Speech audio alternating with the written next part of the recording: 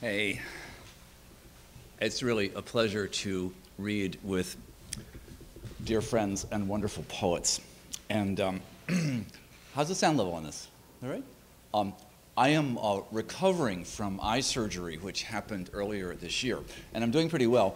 But if I get quiet, you could give me a big wave, because I don't respond to subtle gestures just yet. I'm getting there. My thanks to the terrific, hardworking people of the National Book Foundation, and also to Housing Works. I've read here many times, and my favorite memory of this place is an evening one Christmas when a group of writers read a slightly compressed version of A Christmas Carol, Dickens. And we were each assigned a bit. I got The Death of Tiny Tim, Plum, and most remarkably, Mary Gateskill read The Apparition of the Ghost of Christmas Future. And she was standing at the top of that staircase in a long gray gown with a wide skirt cut down to here, looking very dramatic. And if you remember, the Ghost of Christmas Future is the one who points to the little orphans under her robe and says, "These are my children." So you can imagine, it was a riveting moment. I want to try to address the question which stands at the center of last night's event and this one, with a poem. And it's one that began when I was in a particularly vile mood about the fate of poetry. Why do those of us who love this art pour ourselves into obsessing about that, those three words on that line? Why those exact three words? Why that white space, that comma or not? As if nothing could matter more. And you know, it's not exactly as if a ravenous public waits to see what we will do with that comma, whether we there or not. So I was in such a mood that I went to a reading in Houston, Texas at a bookstore. It was one of the favorite poem nights organized by Robert Pinsky when he was poet laureate, when working stiffs, not professional poets, came together and recited poems they loved. Apparition, favorite poem. The old words are dying. Everyone forgets them. Pages falling into sleep and dust, dust and sleep, burning so slowly you wouldn't even know there's a fire. Or that's what I think half the time. Then at the bookstore, a young man reciting. Slight for 14, blonde, without irony, but not self-important either. His loping East Texas vowels threaten to escape the fence of pentameter. His voice seems to have just arrived here, but the old cadence inhabits anyway. He makes the poem his own, even as he becomes a vessel for its reluctance to disappear. All right, maybe they perish, but the boy has the look of someone repeating a crucial instruction that must be delivered, word for word, as he has learned it. My name is Ozymandias, King of Kings. Look on my works, ye mighty, and despair. That's what he actually said, was, my name is Ozymandias. But I can't really perform it that way. That was such an extraordinary moment, because here was a very young man possessed by an early 19th century poem that he had gotten by heart. He loved it so much. And this was, of course, you know, impossible in Texas, in the center of the oil industry in Halliburton country, not to think about the wars that our country keeps pursuing in the Near East. That giant colossus, emblem of power, broken in the desert. Will we be the next giant colossus, broken and abandoned in the desert? It's heartening to think that Shelley's poem is also the inspiration for another sonnet, which is the one carved on the base of the Statue of Liberty. Right? Another colossus representing a different kind of figure, a different kind of message to the world. When that young man read that poem, I felt our project continues to matter. Yes, the books are slowly decaying. Yes, a cultural legacy we might, for a while, have held in common seems no longer to be the case. And yet, there are people for whom this art matters so passionately. So I wrote this poem about this young man. Later I went back to the bookstore and I read the poem there, and he was in the audience. So there was an opportunity to give something back to him. I felt that something had happened. Shelley had given him something which had passed something on to me, and I could send it back. And in this way, the community of poets go on taking care of each other, firing each other through time and space. Well, I want to read you a poem by a young New York poet named Michael Morse. It's from the new issue of Plowshares magazine. And I chose this one because it's a poem that seems to me, interestingly, to marry the private and the public, and one that refreshingly admits material not conventionally poetic. As a person who spends a fair amount of time editing and sometimes judging poetry contests, I often feel like so much material gets excluded from our art because it's difficult to sustain lyric tension and talk about Twitter, at the same time. How do you do that? But we do so at our peril, because one of the things that might, in fact, restrict poetry's audience is a refusal to talk about something besides painful moments in hospital rooms and our nostalgic feelings for our elders. Those things are worthy subjects for poetry, but one does read them.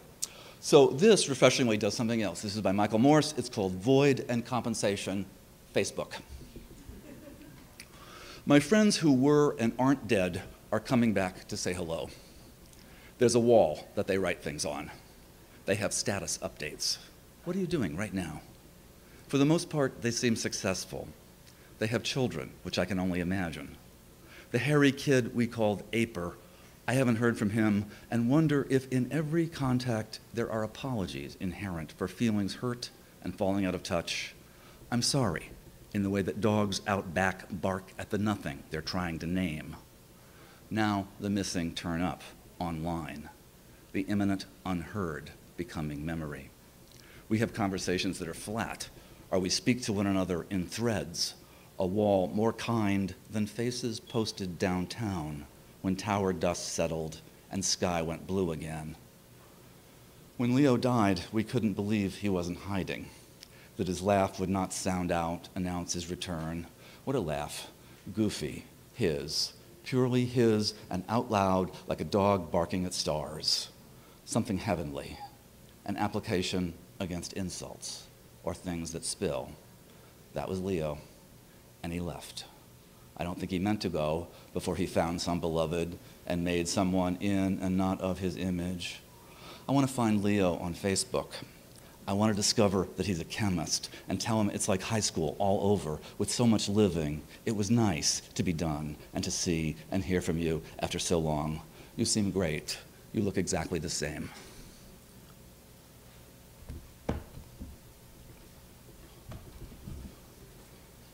Okay, 2 poems. This one is concerned with being a member of the public. And that's a really interesting distinction, like poetry, public. Like, who are we? Are we not sort of part of that populace? Despite the fact that we are also committed to standing back and observing it. I went into a pet store a few years ago in Salt Lake City, where a new shipment of goldfish had arrived. They were in a big plastic bag. And I found myself incapable of not describing this bag. The name of the store, I swear, lends the poem its title. It's called Fish Are Us. Clear sack of coppery eyebrows suspended in amnion, not one moving. A Mars composed entirely of single lips, each of them gleaming. This bag of fish, have they really traveled here like this? Bulges while they acclimate, presumably, to the new terms of the big tank at Fish Are Us. Soon they'll swim out into separate waters, but for now they're shoulder to shoulder in this clear and burnished orb. Each fry about the size of this line, too many lines for any bronzy antique epic. 1 million of them, 1 billion incipient citizens of a goldfish Beijing, a Sao Paulo, a Mexico City. They seem to have sense not to move, but hang fire, suspended, held at just a bit of distance. A bit is all there is, all facing outward, eyes they can't even blink turned toward the skin of the sack they're in, this swollen polyethylene.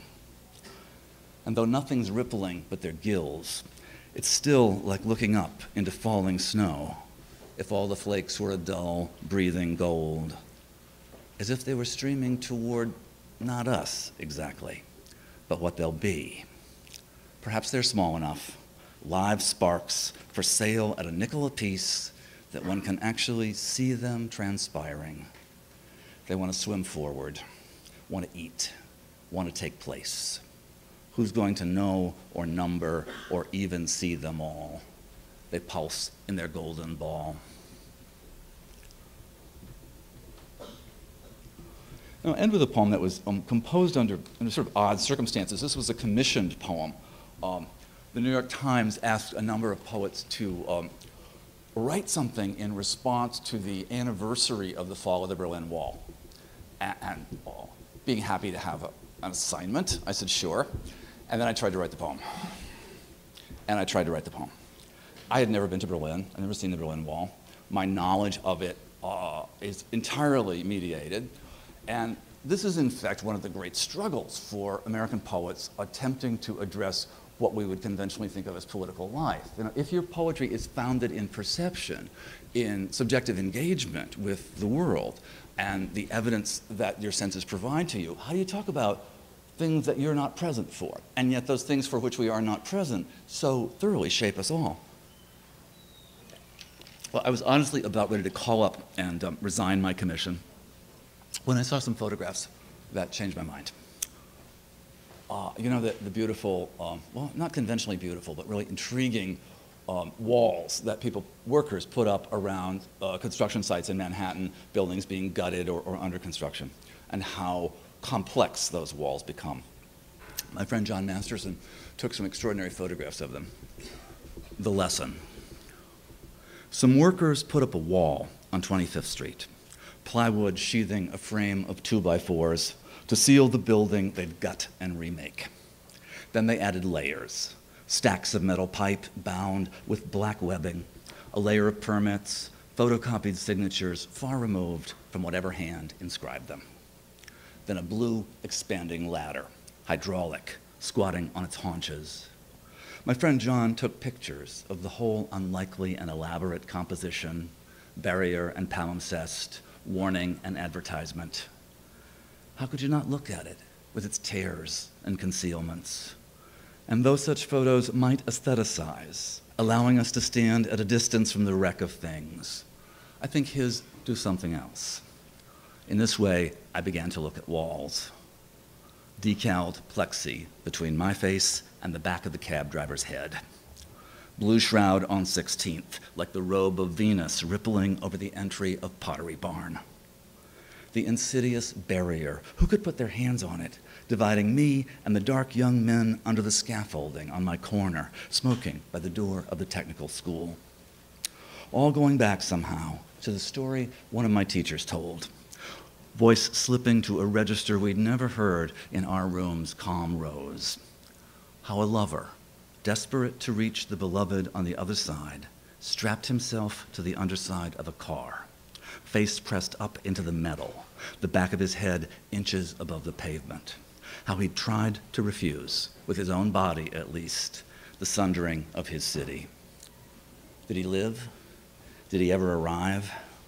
I remember only my teacher beginning to weep, and we children, in our low-slung school building in Tucson, the desert freshly scraped to make way for us, we didn't understand.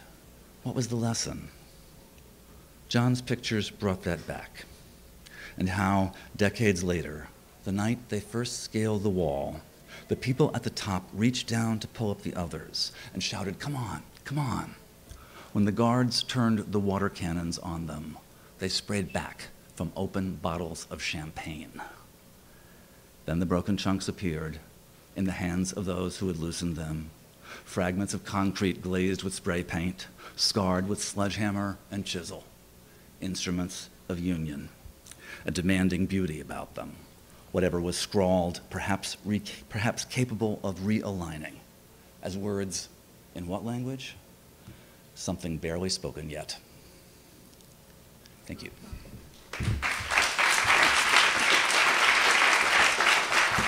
Hi. How are you? All right. I was just thinking we're quite a crew. Mark, who I'm very happy to see, up and about and well, eye surgery. I'm in the throes of Bell's palsy. Okay, so if I start to go too fast, then you can't do that. But I think I'll be okay. It's interesting that Mark mentioned Berlin. It was because I was sitting there thinking about it, and I thought, what a segue. There was a sort of a poetry tour not long ago where they put a group of poets on a train in Germany, and they went from town square to town square. And they'd pull into the square, and the vans would be playing, and they'd let people off the train, and they would read poetry in the square, and then they'd get back on, and they'd go to the next town. And I was in Berlin at the end of this tour where everyone came back home. And there were so many people in the train station that they had to close the Berlin train station down. They opened the doors and they had to pass the poets over the heads of the people. And people had placards and banners, and there was weeping. And I thought, the idea that I might at some time in my life have something to say that people will look forward to with that much anticipation, you know, it was like, this is where the truth tellers were. So somewhere between there and the poems I'm writing now, and this is where the question of politics comes in, I started out writing poems as a recreational activity. It was fun. It was where my social circle was. I thought, this is great. Look at these audiences. Look at this music. Look at this fire. Look at this heat. Look at this motion.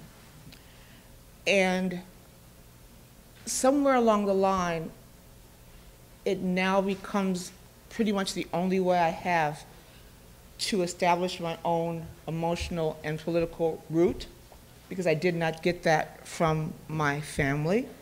My parents were from the South, ashamed of being from the South, so they never told me what my root was.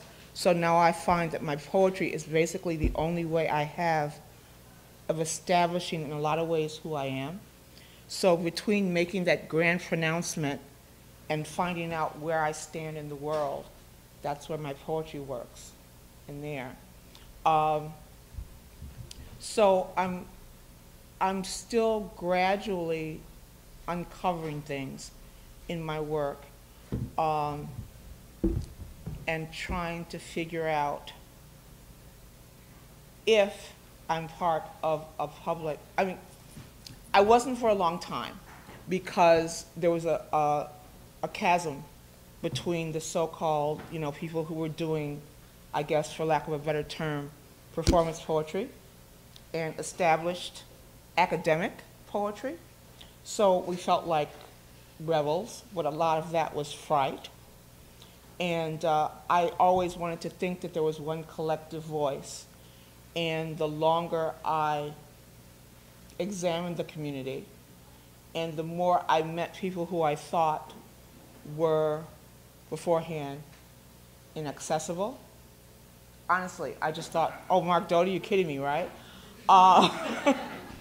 And then realized that, you know, we're starting, a lot of us are starting on the same page, and that we have a lot of the same concerns, and maybe the stanzas that I use to get there are different from the stanzas he uses to get there. But I love the idea of one public poetic voice, and I decided at this moment right now that that's what I'm going to adhere to, so okay, that's what we're doing. This is my first reading since this, so I'm working on it. I'm going to read a poem. My racial identity is undergoing a bit of a change as I discovered some things from my early life with the help of my my mother's not cooperating very much, but I'll shake it out of her. Okay. Anyway, I'm from Chicago originally, and there's a amusement park in Chicago. It's no longer there. Was called Riverview Park, and there was a midway, and my father would always take me so far on the midway but no farther, and I couldn't figure out why he was doing that. And I didn't find out until I was researching my current book why that was. So this is called Laugh Your Troubles Away, which was the motto of Riverview Park. Every city had one, a palace with a fried tint to its air, a hurting huge screech of no underneath, everything plummeting or ascending, a monument to hazy flailing and sudden fun vomit. Swing the Riviera onto Belmont, and you see the parachutes rising to heaven on dual strings, headed for the pinpoint and release, then the sick whip and fall, the public little murder, a blaring grace so storybook gorgeous, suddenly blood in the throat. Revelers board creaking fireball cars and slice the August, mistaking acid bubbling in their bellies. This is hard. For symptoms of glee, then stop to stuff quavering guts with plastic and syrup. Their quick sustenance has wafted all day on a river of grease. They hunger for white cakes curled stiff with sugar, sausages that pop huge heat, pink candy of cotton chomping rot down their throats. The jagged stains of compromised fruit circle screaming mouths and faint shadow across the teeth, making them horrible. Bulbs flash. Wet Polaroids are lifted and waved like church fans to etch and clarify in the summer steam. The aged horses are dizzied and diseased. Chained to a tilting stake, they blur through the drag, deferring to their brutal, squirming burdens. Pot-bellied flies, nasty to the point of charm, nibble passages toward the horses' blue hearts. Above it all, the freak show MC, his shout an odd mixture of pity and sex, dares us to witness sweaty sloth, tiny floating corpses, so much skin unlike ours, more legs than allowed, and a Negro who can separate himself from his eyes. While on the midway, your father will never win the thinly stuffed neon grinners, the bears, dolphins, curlicue serpents, Kewpie dolls, and Mickeys that leer from shells. He hurls balls at weighted milk cans, blasts at a measured parade of bobbing ducks, guns water into a pinpoint, guesses a woman's weight. Finally, he just buys something soft and ugly, a token you will clutch and sing to until, too blackly loved, it melts. I am their pickaninny, dressed in a repeating river. All of me is droop and sustain. My drenched dungarees are gravity on me. I have learned to smile at the several versions of my name. My face is complete in its teeth. Oh, woe is me, I say, while the white boys wind up, and damn if they don't always smack that huge disc dead center. I rise laughing from my clockwork baptisms, the canned river funked with my own spit and piss, just to see another man clutching the red ball, his eyes harder than the first of these. Sometimes another Negro dots the crowd, his numb smile a link chain to mine. I spot one, using his body to block his little girl's view of me, so I make my voice louder. Oh, sweet Jesus, kind sir, no. Lord have mercy, sir, I believes I might drown. Please let me dry off in this sun a little bit, I pray. Mercy me, you sure to look strong, sir. Until the little girl twist hard away from her daddy and full unto me. I have just enough time for her to sound it out. Da, da, da, dunk, a, n, ni, I, ni, I, ig, nig, gig, ig, Right, Daddy? And then I salute and hold her father's eyes as I fall. And I'll do one more, like, shorter one.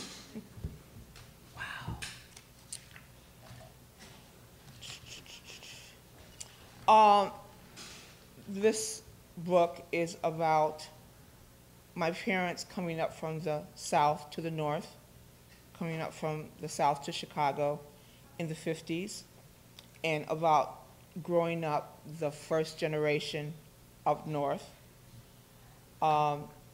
So I'm going to do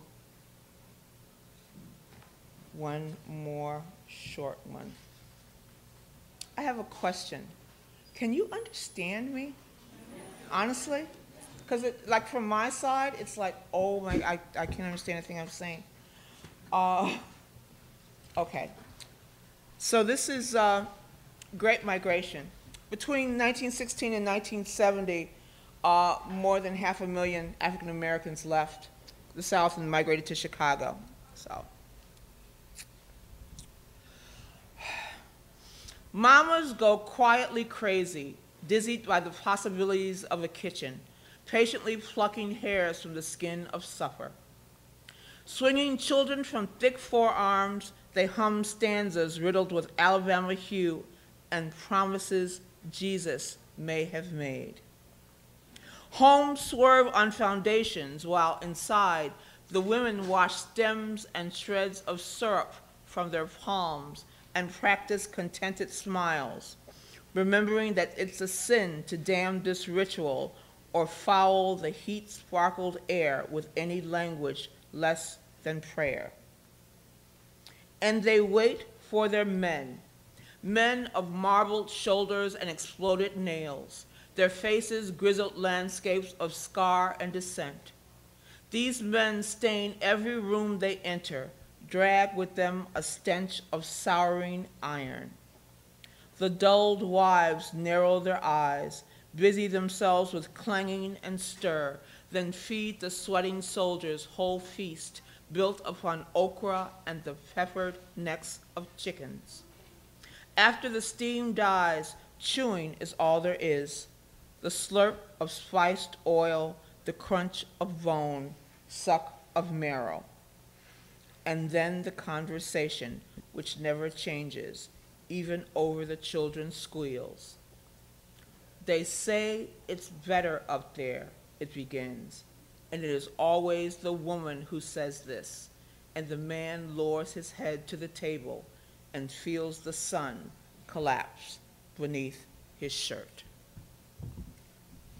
Thank you.